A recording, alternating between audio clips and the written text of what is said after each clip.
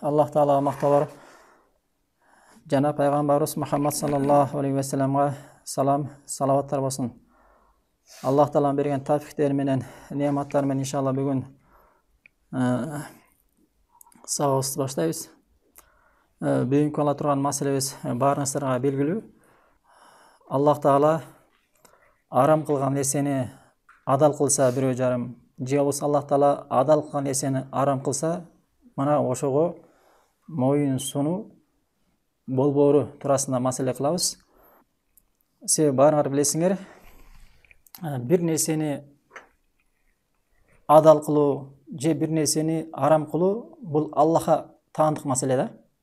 Себеби бир нерсени арам кылуу эч кимдин колунда эмес да. Эч ким Аллах Таала андай мүмкүндүк берген эмес да. Бир гана Аллахтын гана иши да алчы.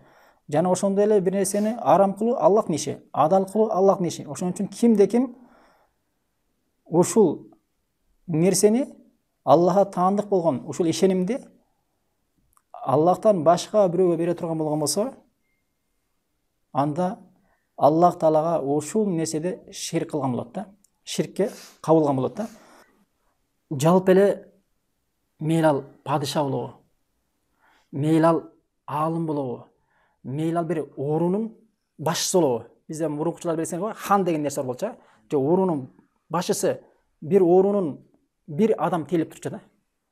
Же болбосо ажыркчудар, рекеттер, же чорныйлар. Ким болбосун, кыскасы бир буйрук бере турган, Аллах Тааланын арам кылган нерсесин адалга айландырып бериш мүмкүнчүлүгү болгон болсо, же болбосо Аллах Тааланын адал кылган нерсесин арамга, арам кылган нерсесин адалга айландырып тургандай орунда болгон адам болгон болсо, ким гана болбосун, мейли көз ачып болобу, сыйкырчы болобу, алардын бирине дагы моюн сунбайт. А ошол учурда моюн сунуп калган болсо өкмү эмне? Ошол адам моюн сунган, моюн сунуу ошонун өкмү эмне? Моюн сунуу. Аллах Таала арам кылган нерсени адал кылса, адал кылып моюн сунса эмне болот? Ошол иш куфурбу, же ширк, же бидатпы, же арамбы, же макрухпу? Мана ошол туурасында маселе. Биринчиси, кимде ким ушундай бир аалым бар, же бир шейх бар, же башчы бар, же болбосо көз ачык, же болбосо жанагындай эмне, рекет болобу, чорный болобу, кимисан болбосун, ушундай бир адам бар. Ошол Аллах Таала арам кылган нерсени адал кыла алат. Жана адал кылган нерсени арам кыла алат деп жүрөктөн ишене турган болгон болсо, бул анда ошол ишеним чоң ширк болуп эсептелет да. Чоң ширк болуп эсептелет. Себеби эмне үчүн чоң ширк?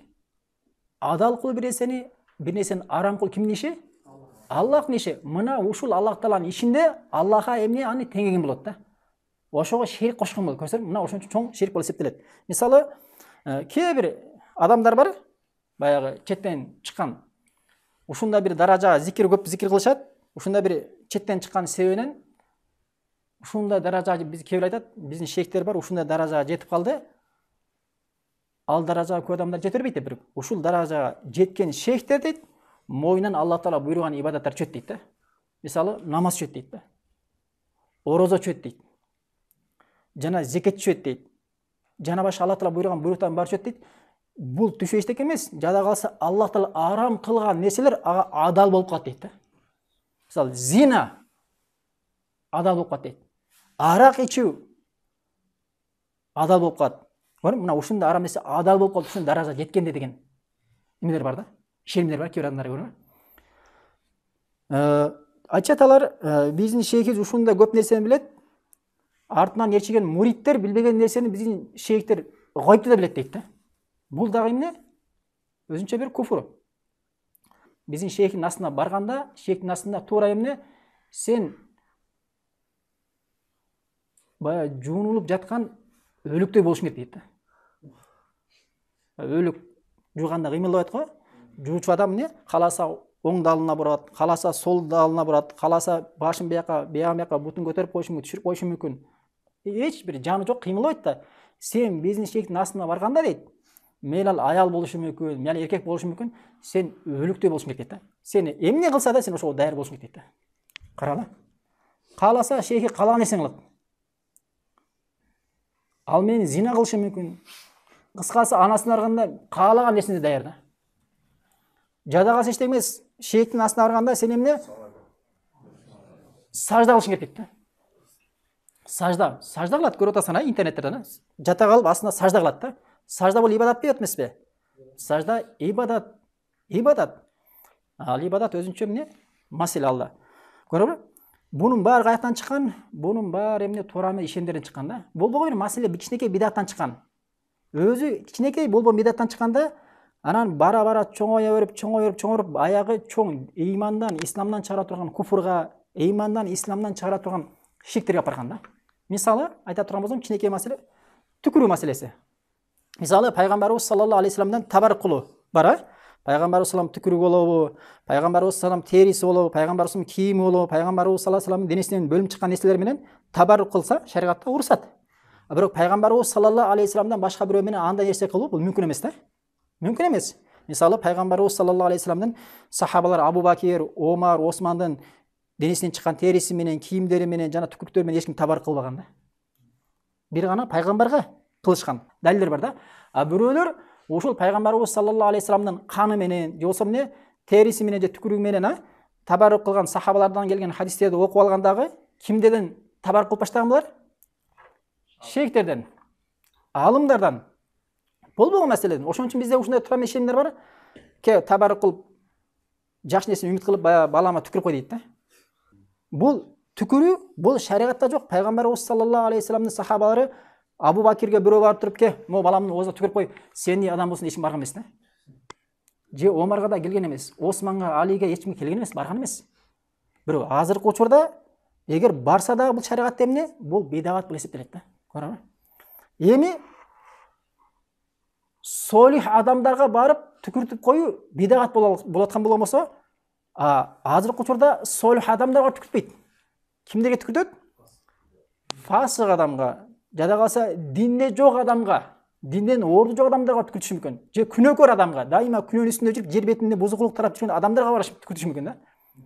Мусулман болушу мүмкүн, өзү бирок не, бир туура эмес харам иштерди кылып, бидагаттын үстүндө же күнөөнүн үстүндө жүргөн адамдарга түкүртөт да. Мисалы, азыр кимдер түкүрүп атат?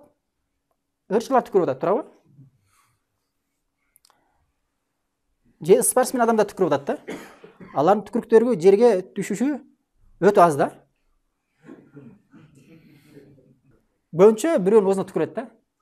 Шариғатта салих, тақва адамга барып баласына түкүртүп коюу мүмкүн болбосо, булар динден сабаттуу абдан төмөн болгон себебинен шариғатта бузук адам, күнөө тараткан адам же бидатчы адам деген адамдын астына барып баласынын оозуна ошону түкүртөт да.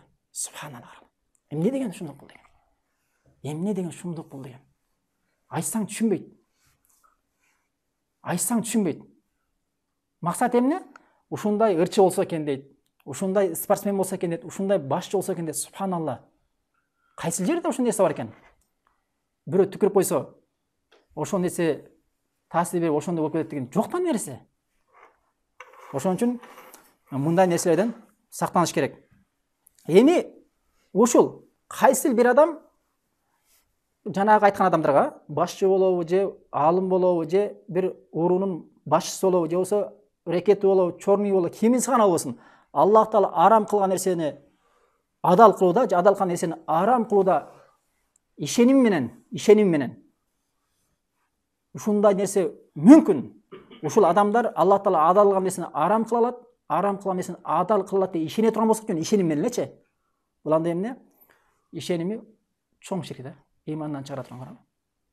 Себеби бул ишеним менен Аллах Тааланын тиешелүү гана болгон маселеде Аллахка ширк кошкон болот.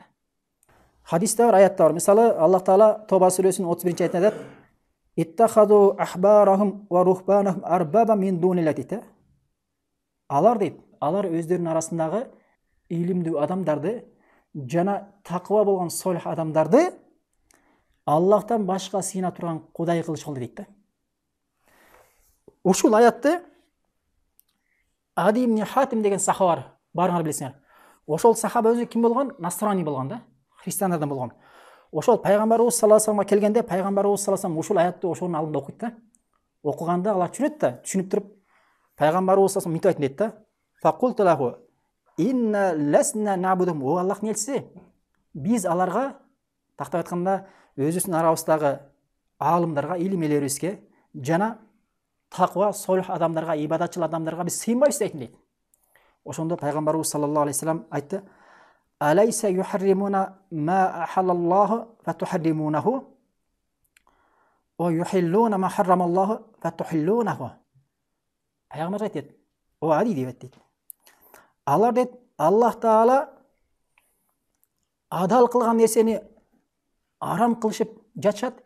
Жана ошондой эле Аллах Таала арам кылган нерсени алар адал кылышып атат.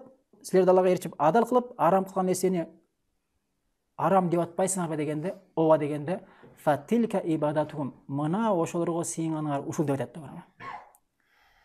Алар Аллах Таала арам кылган нерсени адал деп атса, силер де ошолорго моюнсунуп адал деп атпайсыңарбы дейт. Жана Аллах Таала адал кылган нерсени арам десе, силер де ошолорго ээрчип моюнсунуп адал деп атпайсыңарбы десе, ооба ошондой кылабыз десе, фатилка ибадатухум. Мына ушулар аларга сыйынганар дейт да. Себеби адал кылуу, арам кылуу кимдин иши? Аллах Тааланын иши да. Хадис Тирмизиде келет, 3095 номерде хадисти Албани сах деген караңыздар. Ошон үчүн бул деген эмне? Жөн эле кичинекей ширк же күнөө эмес, бул эмне? Чоң ширк да, чоң ширк. Ушул иш, ишеним. Биринчи эмне болду? Ишенимин да. Ишеним менен ишенип койгон болсо. Жөн гана ушундай бир адам бар. Аллах Таала адал кылган нерсени арам кыла алат, арам кылган нерсени адал кылат. Ушундай бир шейх бар, же алым бар, же баланча бар деп жөн гана амал кылбаса да ишенип кое турган болсо, бул ишеним кандай? Чоң ширк. Чоң ширк. Мисалы, бирөө айтса, тиги Түркменистанда ушундай бир мазар бар. Ошол мазарга барып дуа кылса, тилек кылса, же сажда кылса, же барып ага арнап намаз окуса, же ага барып курбандык чалса, же ага тилек кылып дуа кылса, ошол тилегин берет экен. Ибадат арнаса, ибадатын кабыл алат экен. Ал ошол нерсеге татыктуу экен десе, эмне бул? Ал барбайт ага. Жөн гана ишенет да. Эмне бул? Ширкпи, ширк эмеспи? Чоң ширк. Адам ширк кылыш үчүн же куфур кылыш үчүн сөз түрдө ошакка барып ошол ишти кылыш зарыл эмес да. Жөн гана ишенип эле койсо, болду, ошо жеткиликтүү. Түшүнүктүүбү маселе? Бул биринчиси. Экинчи арам болгон моюнсунуу. Ушундай бир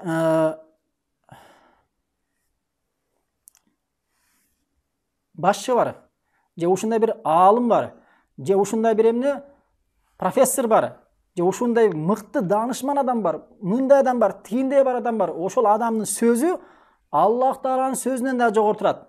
Же Аллах Тааланын сөзү менен теңме-тең турат десе, бул да эмне? Бул да куфур да, ширк. Айтышы мүмкүн, же айтпаса да ишенип коюшу мүмкүн да, ошондойчу.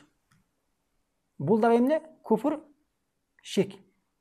Бирок биз эмне айтып атабыз? Ушундай ишенимдин өзү ширк. Түшүнүп атасыңарбы? Ушундай ишеним өзү чоң ширк болуп эсептелет. Куфур болуп эсептелет. Ал эми билбей айтып алган, же унутуп айтып алган, же болсо эч кандай кабар жок айтып алган адам болгон болсо, ал эмне? Жеке бир адамдын өзүнө аны өзүнө каралып баа берилет да. Түшүнөрбү? Ал эми биз ушундай ишенимдин өз ширк экенин айтып атабыз. Бирөөдөн көрүп калсаң эле сен кеттиң деп аны имандан чыгарып, исламдан чыгарып, ал ар бир адам өзүнүн жеке, өзүнүн абалына каралат. Үзүрү барбы, же үзүрү жокпу? Түшүнүңөрбү маселени? Экинчиси ушундай болду. Эми үчүнчүсү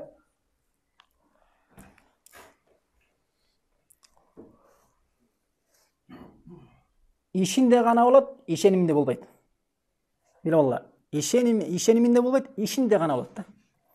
Мисалы, бир шейх же болсо көзү ачык, же болсо жана бизде лөлүлөр деп коет го, же сыйкырчылар. Мына ушуларды кимиси гана болбосун, могул коросту алдындагы баланча жинге арнап сойгун. десе ага моюн сунса, же болбосо баланча шейх баланча кара кочкорду же баланча уйду барып баланча мазарга сой десе, ошол нерсенин болбойт экенин ишенмей билет, бирок ошо ширкке моюн сунат да. Ишениминде бул ширк деп билет. Болбойт деп билет, бирок эмнеде моюн сунат ал? Ишинде моюн сунат да. Ишинде, амалындачы моюн сунат. Түшүнүп атасыңар маселени? Ушул нерсе өзү чоң ширк болуп эсептелет да. Өзү ишенбесе дагы бирок эмне? Амалы ал чоң ширк кылган болот да. Амалы. Көрсөңбү? Амалы чоң ширк кылган болуп эсептелет. Ал эми өзүрү бар, өзүрү жокпу, ал өзүнчө маселе. Себеби Аллах Таала Ан'ам сүрөсүнүн 121-аятында мынтип айтат. Вала та'кулу мимма лам юзкар исмуллах алейхи дейт да. Аллах Тааланын аты аталбаган малга, Аллах Тааланын аты аталбай союлган малдын этин жебегин дейт да. Ва инна ла фисхун. Ал себеби Аллах Таалага моюн сунулгандан болуп эсептелбейт дейт да. Аллах Таалага моюн сунууда каршы болот дейт.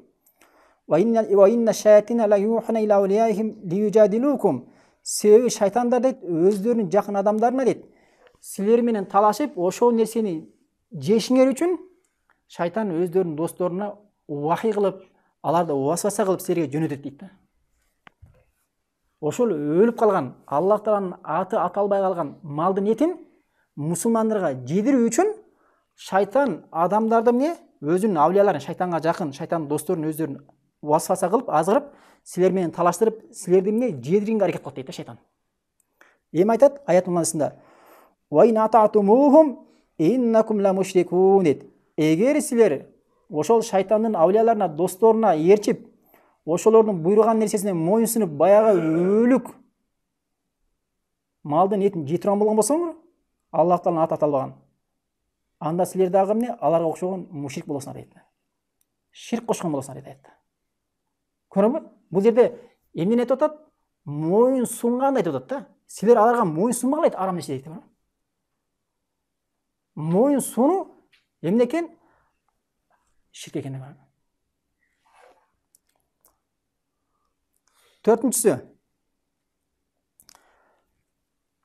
жанагы жогоруда эле адамдар, кими саны болбосун, ошого моюн сунат, ишениминде эмес, амалында да. Ишениминде арам деп көрөт, ишениминде. Бирок нафсына ээрчип, шахватына ээрчип, ширктен башка күнөө маселелерде моюн сунат да. Күнөө маселелерде моюн сунат. Арак ичип коюшу мүмкүн, тамеки чегип коюшу мүмкүн, кимиси гана буйрубасын жаналардынчы. Өзүнүн досу буйруп коебу, же апасы буйруп коебу, же атасы буйруп коебу, келем досум, көрүшпөй калдык десе, же болбосо армияга барсаң, армияда арак иштеп иштесе, ичип койсоң, бул эмне? Күнөөкөр болосуң да. Күнөөкөр болосуң. Өзүң арам деп билесиң жүрөңөн аракты, бирок моюн сунуп койдуңбу? Анда сен күнөөкөр болосуң да. Аят бар, билесиңерби аят? Жада калса ширк маселеде ата эне ширкке буйруса, ага моюн сунбайт да. Бирок моюн сунбайт деген маселе ата эне сыйлаганга болбойт деген маселе эмес. Ата эне исламда эмес, мусулман эмес болсо дагы эмне? Ата энең болгондугу үчүн жакшы мамиле кыла бересиң дагычы. Жана исламга чакыра бересиң. Ал эми сенин ата энең мусулман болуп туруп, бир күнөө иштеги буйруган болгон болсо, албетте ошо күнөө иштерде мейли ширк болобу, мейли куфур болобу, мейли арам нерсе болобу, айтасың, о апа же о ата, башка нерседе буйруңуз, Куран менен сүннөткө каршы келбеген маселеде буйруңуз, мен сизге моюн сунам. Сизге моюн сунуу мен үчүн важип. Бирок могул арам нерседе, ширк маселеде моюн суна албайм. Жада калса алымдар айтат, сен нафил намаз окуп атсаң, энең сага муктаж болуп, же атаң сага муктаж болуп, ой балам деп чакырса, сен намазыңды бузуп алып барышың керек дейт да. Сен Алла үчүн намаз окуп атасың. Сен намаздын өкүмү эмне? Нафил намаз. Энеге моюн сунуу өкүмү эмне? Важип. Аллах Таала Куранда "Вабудуллаха ва ла тушрику биги шайя ва бил валидайни ихсана". Аллах Тааланын жалгыз өзүнө сыйынгыла, ага эч нерсени шерик кошпогула, жана эмне? Өзүңөрдүн ата энеңерге жакшы мамиле кылгыла дейт. Башка аятта "Вала тaqullahu уффун". Ата энеңе жада калса уф деген сөздү айтпаң дейт. Ошон үчүн нафил намаз окуп атканда энең чакырса, намазды бузуп баш керек. Ой, мен намаз окуп аттым эле деп намазда тура бербейчи. Көрөңбү? Нафил намаз болсо, үзүп алып барыш керек. Сен милдет. Эгер өтө зарыл болгон болсо да, Ана жөн эле нафил намаз окуп атсаң, апаңды билесиң, 2 мүнөт сайын эле ой Асан деп чакырып берет да. Барсаң, могу телефондун не болуп калды карап койчу дей берет да. Бул маселелер да. Анда үчүн нафил намаз бузбайсың, туурабы? Апаңдын баягы чакырып атканда билесиң да, абдан маңыздуу маселеге чакырып аткан болгон болсо, нафил намаз окуп атканда бузуп барыш керек болот да. Ал эми жөн эле чакырып койсо эле намазыңды буза бербейсиң да. Аны билиш керек баарына. Анын шариатта несинин өзүнүн өкүмү бар да. Түшүнүктүү маселе?